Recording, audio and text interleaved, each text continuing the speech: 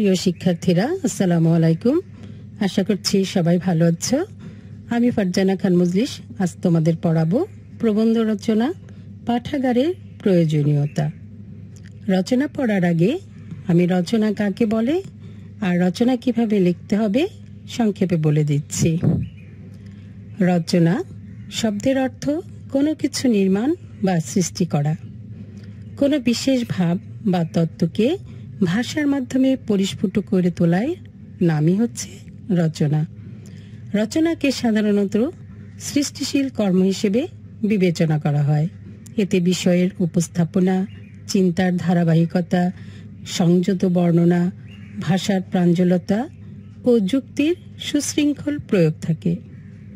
লেখকের চিন্তা, কল্পনা ও বুদ্ধির মিলিত প্রয়াসে রচনা উৎকৃষ্ট হয়ে ওঠে।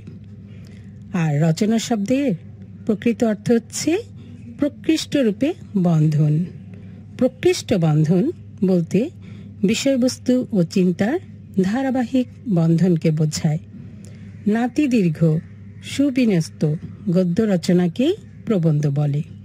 প্রবন্ধ রচনায় বিষয়, ভাব, ভাষা সমানভাবে গুরুত্বপূর্ণ। তাহলে আমরা রচনা বা প্রবন্ধ কাকে বলে জেনে নিয়েছি। এবার আমরা পড়ব প্রবন্ধ রচনা পাঠাগারের প্রয়োজনীয়তা। পাঠাগারের প্রয়োজনীয়তা। সূচনা। মানুষের অনন্ত জিজ্ঞাসা, অসীম কৌতূহল। তার এই অনন্ত জিজ্ঞাসা, অন্তহীন জ্ঞান ধরে রাখে বই, আর বই সংগৃহীত থাকে পাঠাগারে।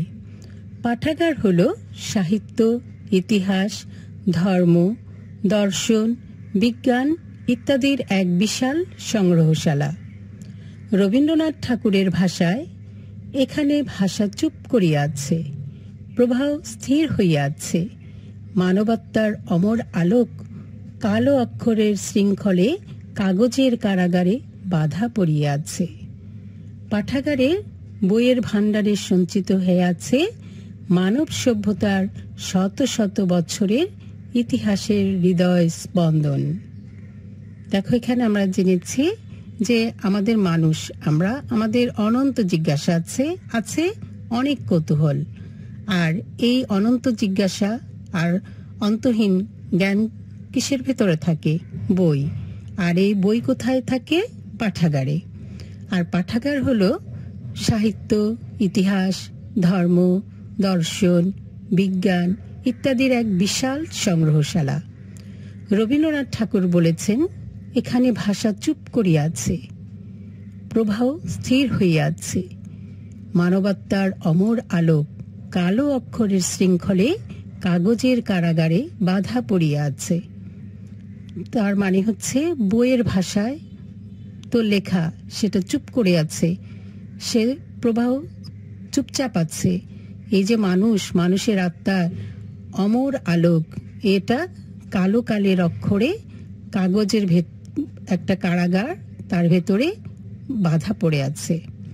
পাঠাগারে বইয়ের ভাণ্ডারে সঞ্চিত হয়ে আছে মানব সভ্যতার শত শত বছরের ইতিহাসের হৃদয় স্পন্দন। এবার আমরা জানব পাঠাগার কি। পাঠাগার বলতেই আমাদের চোখের সামনে ভেসে ওঠে এমন একটি বাড়ি বা ঘর যেখানে অনেক বই সংগ্রহ ও সংরক্ষিত থাকে। পাঠাগারের শাব্দিক প্রতিশব্দ হচ্ছে পুস্তকাগার, গ্রন্থাগার বা লাইব্রেরি। শঙ্খের মধ্যে যেমন সমুদ্রের শব্দ শোনা যায়, পাঠাগারের মধ্যে তেমনি মানুষের হৃদয়ের উত্থান পতনের ধ্বনি শোনা যায়। পাঠক এখানে স্পর্শ পায় সভ্যতার এক শাশ্বত ধারার, অনুভব করে মহাসমুদ্রের শত শত বছরের কল্লোল ধ্বনি, শুনতে পায় জগতের এক মহা ঐকতানের সুর। তাই পাঠাগার বা লাইব্রেরি হচ্ছে মানুষের অতীত, বর্তমান ও ভবিষ্যতের সেতুবন্ধন। দেখো, আমরা পাঠাগার বলতে আমরা কি বুঝি? যে একটা বাড়ি থাকবে বা ঘর যেখানে অনেক বই থাকবে। আর পাঠাগারের শাব্দিক প্রতিশব্দ হচ্ছে পুস্তকাগার। গ্রন্থাগার বা আমরা যাকে লাইব্রেরি বলি। শঙ্খ, যে সমুদ্রের যে শঙ্খ আছে, সেই শঙ্খ যদি তুমি কানে দাও দেখবে যে ওখানে সমুদ্রের গর্জনে শোনা যায়।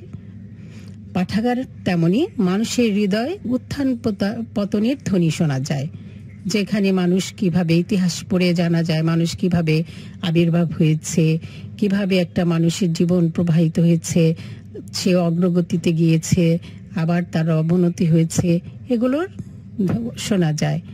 আর যে পড়ছে সে স্পর্শ পায় সভ্যতার এক শাশ্বত ধারার, অনুভব করে মহাসমুদ্রের শত শত বছরের ঢেউ, কল্লোল, যেটা বলেছে কল্লোল ধ্বনি, ঢেউয়ের ধ্বনি শুনতে পায় জগতের এক মহা ঐকতানের সুর।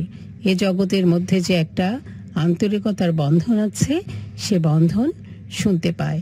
তাই এই পাঠাগার হচ্ছে মানুষের অতীত, বর্তমান ও ভবিষ্যতের সেতু বন্ধন। এবার জেনে নেই পাঠাগারের ইতিহাস। পাঠাগারের ইতিহাস বেশ পুরনো। মুদ্রণ যন্ত্র আবিষ্কারের অনেক কাল আগে থেকেই পাঠাগারের প্রচলন ছিল। তখন মানুষ তার জ্ঞান সঞ্চিত করে রাখত পাথর, পোড়ামাটি, পাহাড়ের গা, প্যাপিরাস, ভূর্জপত্র বা চামড়ায়। আর এগুলো সংরক্ষণ করা হতো লেখকের নিজের বাড়িতে, মন্দির, উপাসনালয়ে এবং রাজকীয় ভবনে।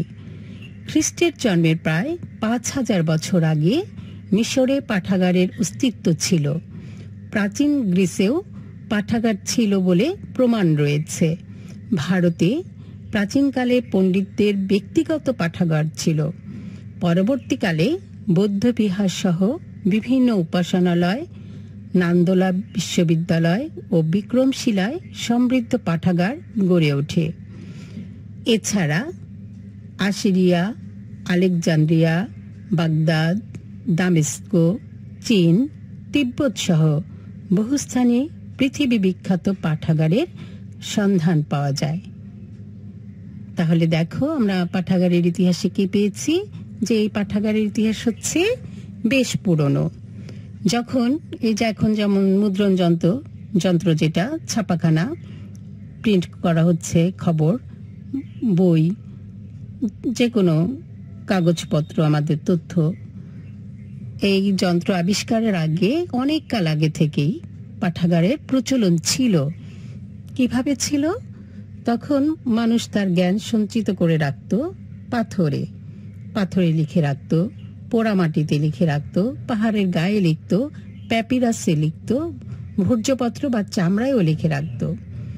আর এগুলো সংরক্ষণ করা হতো লেখকের নিজের বাড়িতে, মন্দির, উপাসনালয়ে এবং রাজকীয় ভবনে। খ্রিস্টের জন্মের প্রায় ৫,০০০ বছর আগে মিশরে পাঠাগারের অস্তিত্ব ছিল। চিন্তা করেছ যে খ্রিস্টের জন্মেরও ৫,০০০ বছর আগে মিশরে পাঠাগারের অস্তিত্ব ছিল।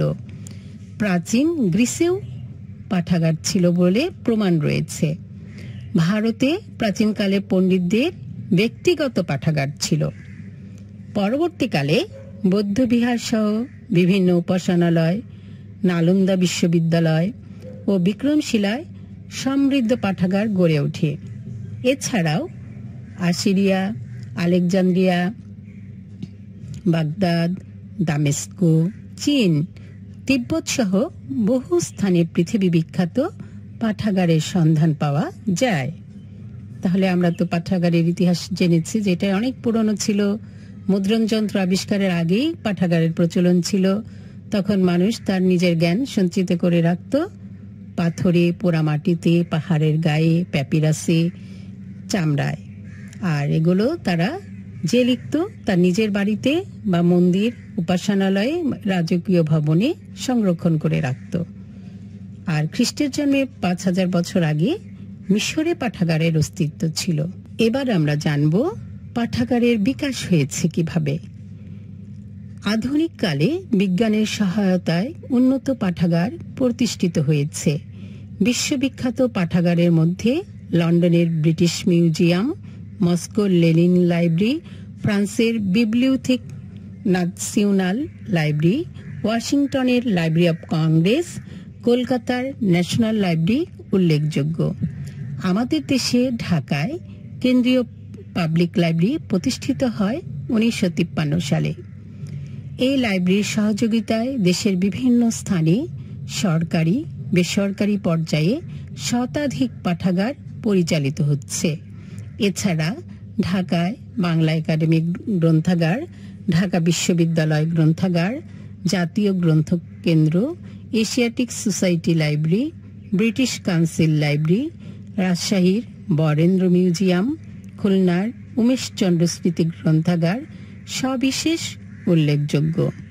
বর্তমানে বিশ্বের বিভিন্ন দেশে ভ্রাম্যমাণ পাঠাগার স্থাপন করে মানুষের জ্ঞান পিপাসা চরিতার্থ করার প্রচেষ্টা আরও বেগবান হয়েছে। ঢাকার বিশ্ব সাহিত্য কেন্দ্র বাংলাদেশে ভ্রাম্যমাণ পাঠাগারের প্রচলন করে আলোকিত মানুষ গড়ার কাজে নিরলস চেষ্টা চালিয়ে যাচ্ছে। দেখো কিভাবে পাঠাগারের বিকাশ হয়েছিল।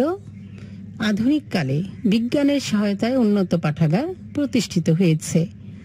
আর বিশ্ববিখ্যাত পাঠাগারের মধ্যে কোনগুলো রয়েছে?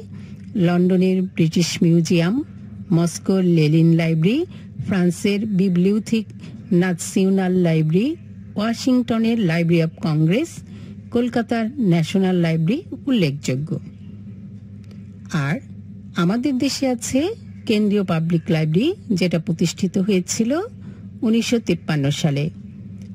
এই লাইব্রেরির সহযোগিতায় দেশের বিভিন্ন স্থানে সরকারি ও বেসরকারি পর্যায়ে শতাধিক পাঠাগার পরিচালিত হচ্ছে। এছাড়া ঢাকায় বাংলা একাডেমিক গ্রন্থাগার, ঢাকা বিশ্ববিদ্যালয় গ্রন্থাগার, জাতীয় গ্রন্থ কেন্দ্র, Asiatic society library, British council library, রাজশাহীর বরেন্দ্র মিউজিয়াম, খুলনার উমেশচন্দ্র স্মৃতি গ্রন্থাগার সবিশেষ উল্লেখযোগ্য। বর্তমানে বিশ্বের বিভিন্ন দেশে ভ্রাম্যমাণ পাঠাগার স্থাপন করে মানুষের জ্ঞান পিপাসা চরিতার্থ করার প্রচেষ্টা আরও বেগবান হয়েছে। এমনই চেষ্টা আছে আমাদের দেশেও। ঢাকার বিশ্ব সাহিত্য কেন্দ্র বাংলাদেশে ভ্রাম্যমাণ পাঠাগারের প্রচলন করে আলোকিত মানুষ গড়ার কাজে নিরলস চেষ্টা চালিয়ে যাচ্ছে। এবার জেনে নেই পাঠাগারের শ্রেণী বিভাগ। বিশ্বে নানা রকম পাঠাগার রয়েছে। তার মধ্যে ব্যক্তিগত পাঠাগার, পারিবারিক পাঠাগার, সাধারণ পাঠাগার, জাতীয় পাঠাগার উল্লেখযোগ্য। ব্যক্তিগত ও পারিবারিক পাঠাগারের পরিসর সীমিত। সাধারণ পাঠাগার সর্বসাধারণের জন্য উন্মুক্ত, তাই এর পরিসর অনেক ব্যাপক ও বিস্তৃত। স্কুল, কলেজ, বিশ্ববিদ্যালয়ের ছাত্র শিক্ষকের প্রয়োজনে যে পাঠাগার গড়ে ওঠে সেগুলো প্রাতিষ্ঠানিক পাঠাগার।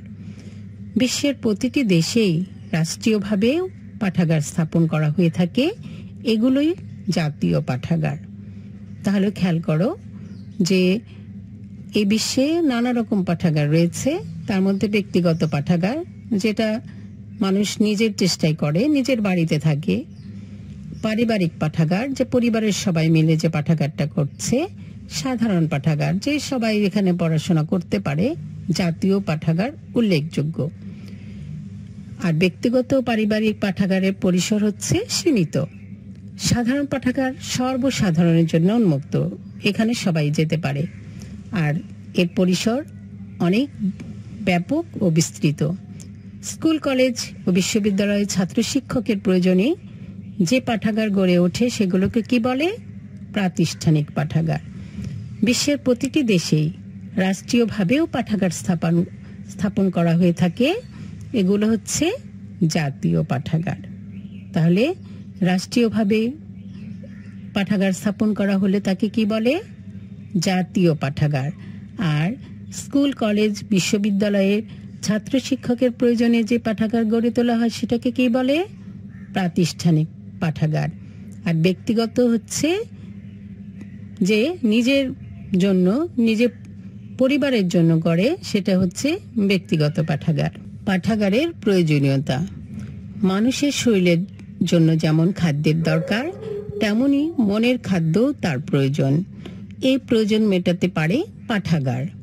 পাঠাগার মানুষের ক্লান্ত বুভুক্ষ মনকে আনন্দ দেয়, তার জ্ঞান প্রসারে রুচিবোধ জাগ্রত করে। পাঠাগারে সংগৃহীত থাকে নানা মত ও পথের বই। রবীন্দ্রনাথ ঠাকুরের ভাষায়, লাইব্রেরির মধ্যে আমরা সহস্র পথের চৌমাথার উপরে দাঁড়াই আছি।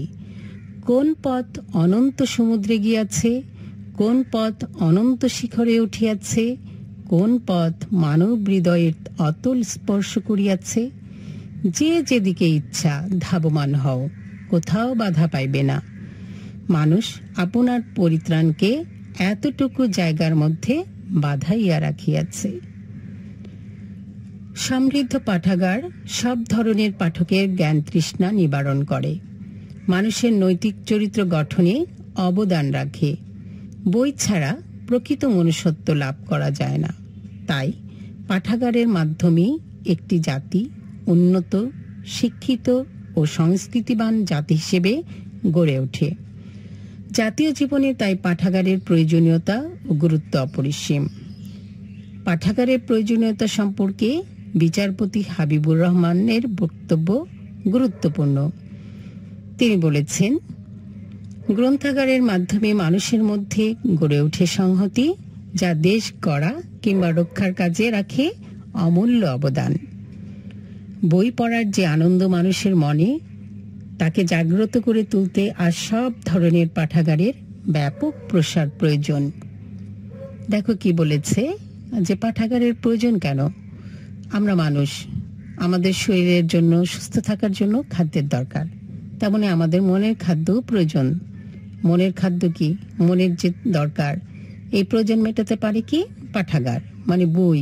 বই তোমাকে সমস্ত কিছু দেবে। পাঠাগার মানুষের ক্লান্ত বুভুক্ষ মনকে আনন্দ দেয়, আমাদের জ্ঞান প্রসারে রুচিবোধ জাগ্রত করে, যে আমরা কি কোন জ্ঞানের অধিকারী হব।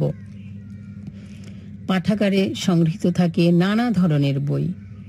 রবীন্দ্রনাথ ঠাকুর বলেছেন, লাইব্রেরির মধ্যে আমরা সহস্র পথের চৌমাথার উপরে দাঁড়াই আছি। যে অনেকগুলো সহস্র পথ তার চৌমাথার উপরে দাঁড়িয়ে আছি। কোন পথ অনন্ত সমুদ্রে গিয়াছে, কোন পথ অনন্ত শিখরে উঠিয়াছে, কোন পথ মানব হৃদয়ের অতল স্পর্শ করিয়াছে। যে যেদিকে ইচ্ছা ধাবমান হও, কোথাও বাধা পাইবে না।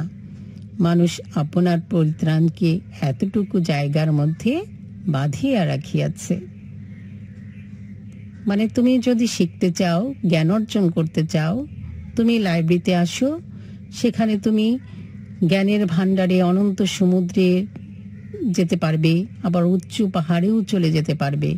মানব হৃদয়ের অতল স্পর্শ মন স্পর্শ করতে পারবে। তুমি যেদিকে ধাবমান হও, তুমি বাধা পাবে না। মানুষ আপনার পরিত্রাণকে এতটুকু জায়গার মধ্যে বাঁধিয়া রাখিয়াছে। আর সব ধরনের পাঠাগার পাঠকের জ্ঞান তৃষ্ণা নিবারণ করে, মানুষের নৈতিক চরিত্র গঠনেও অবদান রাখে। বই ছাড়া কেউ মনুষ্যত্ব অর্জন করতে পারে না। আর পাঠাগারের মাধ্যমে একটি জাতি উন্নত, শিক্ষিত ও সংস্কৃতিবান জাতি হিসেবে গড়ে ওঠে।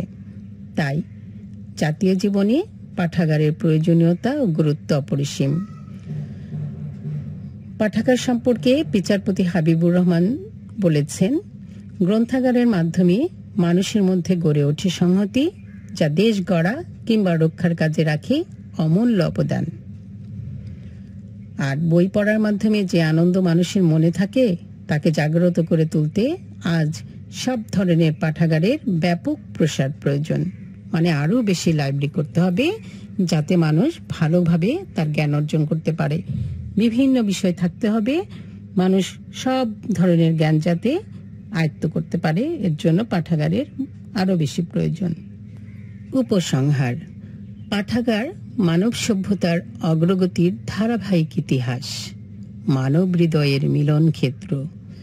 সুস্থ সংস্কৃতির বিস্তার ঘটাতে পাঠাগার এক অপরিহার্য। স্কুল কলেজের উপরে পাঠাগারের স্থান।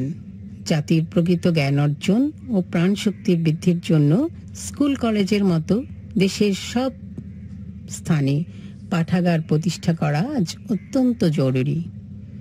দেখো কি বলা হলো, পাঠাগার মানব সভ্যতার অগ্রগতির ধারাবাহিক ইতিহাস, মানব হৃদয়ের মিলন ক্ষেত্র। সুস্থ সংস্কৃতির বিস্তার ঘটাতে পাঠাগার একান্ত অপরিহার্য।